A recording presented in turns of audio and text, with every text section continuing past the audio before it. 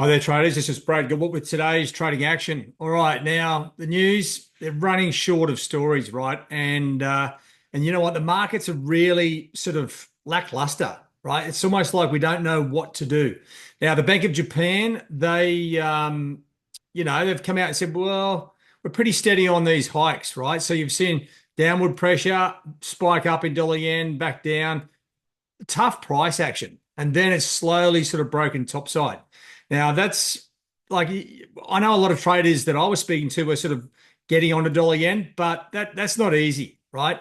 Look at the dollar index. Okay, mirrors the move here on the euro, and it's pretty much like a lot of these currencies. They're just drifting sideways, right? I know the Aussie and Kiwi have just poked their heads up a little bit, but you know what? The market is waiting for confirmation. Is the dollar going up or down? And this is the hard part, right? Because if you come back and look at the global markets, right, you've got no real shift in the US Treasury yields. If anything, they're a little bit firmer. And then their equities are firmer, right? That's a mismatch. So what's happening on the currencies? Like, we don't know, right? You don't know if the dollar's going up or down.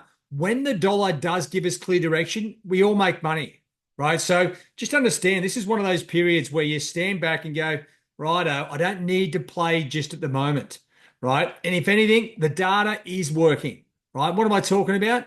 Well, let's just have a look. And I mentioned this yesterday in yesterday's update, the Canadian CPI numbers, right? Looking at the top end of the ranges here, or the bottom end for that matter, to see what was going on. If we got strong numbers, right, it was going to potentially take off the table a 50 basis point cut from the Bank of Canada and see downward pressure on dollar CAD. Well, we got the numbers, right? You had a great technical level here, and like I haven't drawn this trend line in here. That was already there, so that's where it stopped, right? You see, and if you have a look at yesterday's video, you'll see exactly what I was talking about. So, like dollar CAD, yeah, it is behaving normally, with the fundamentals, and that's a good thing to know because that gives you confidence to come back to the market and go, right, things are behaving quite normally here. So, just look at the Bank of Canada here, right? The 50 basis points was up around 20, I think it was around 28%, something like that, 29%. It's now down to 16.9, right? So, looking more like a 0.25% cut after that data. It's like, I think that'll firm up into the 90s because, you know what, the inflation's the key number they're looking at. Employment obviously comes into play, but that's why dollar CAD has drifted lower because there was a 30% of the market there thinking they would be hiking by 50 basis points, no, or cutting, I should say, and didn't get it. So that's a clean out of those stale dollar CAD positions. Now, so what are we looking for at the moment? You look at the market and it is lackluster, as I was saying earlier, right? Drifting sideways. You can see the bull bear pivot line on my charts, that really faint yellow line there. It's not really, the currencies aren't going far here. And if anything, it's a little bit sideways, right? So just come back, just relax, take a deep breath and think about, okay, what are we looking at today?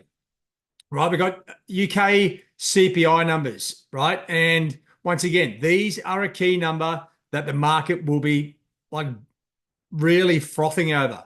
Okay, so let's just look at the numbers. Okay, 2.2% is the year on year. 1.9 to 2.3 is the forecast range. Now, this is where you got to piece it together. Okay, and I'll just come off this page because this is where the interest rate probabilities come into play. And you need to understand this bit, right? The Bank of England, no change at the next meeting, 19th of December, 81.7%, 0.25% cut, 18%, right? So that's where we are. So really no change at the moment. What would make a change? I'll tell you what would make a change if we got really weak inflation numbers, right?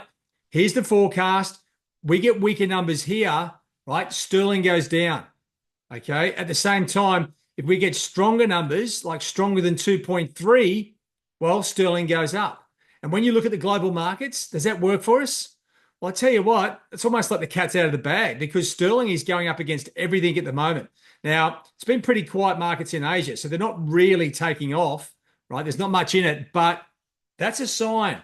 So to me, really weak CPI numbers gives us a bit of a flush out of sterling positions. And then you can come back and just focus on what's in front of you, right? Sterling is the instrument here where traders are going to be looking at it. If anything, it is in limbo, right? It is drifting sideways, not exactly sure where it wants to go. There's room here for a topside move and also a downside move. So that tells me if you're looking for a trade and you're desperate, right? And you have to be at this point because it's really drifting sideways. So you can just come back and look at the numbers, right? So if the number is above 2.3, right, buy sterling.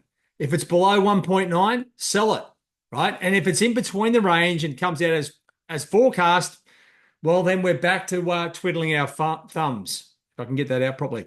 All right, so that's the way you look at it, right? We've got the news. You can see what's going on, okay, various things. When there's no news, they start making up stuff. Dollar yen is a really tricky one at the moment. I'm not really confident to get stuck into it just yet.